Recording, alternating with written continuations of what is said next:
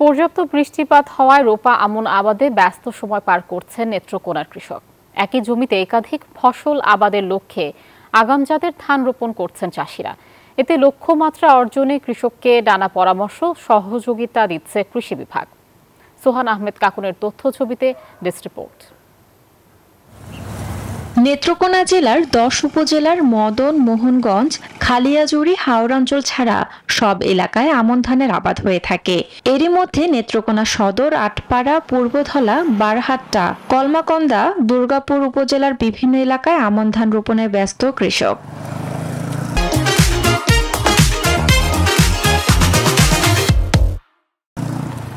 একই জমিতে একাধিক ফসল আবাদের লক্ষ্যে আগাম জাতের ধান রোপণ করেছেন চাষিরা। বৃষ্টিপাত মনে করেন যে আমাদের এদিকে জমি লাগানো ভালো হয়েছে। আলবাই তুললাম এক চাষ করিয়া পরে হুঁয়ে গেছি এই রোদ দিয়া মানে মেঘটা মানে তাই তো খেলতে কালিবা লাগাই এই চুক্তি লাগাই আমরা এখানে এখন 8 জন আছি, 8 জন চুক্তিরও লাগাইতেছি। লক্ষ্যমাত্রা অর্জনে কৃষকদের নানা পরামর্শ দিয়ে সহযোগিতা করছে কৃষি বিভাগ।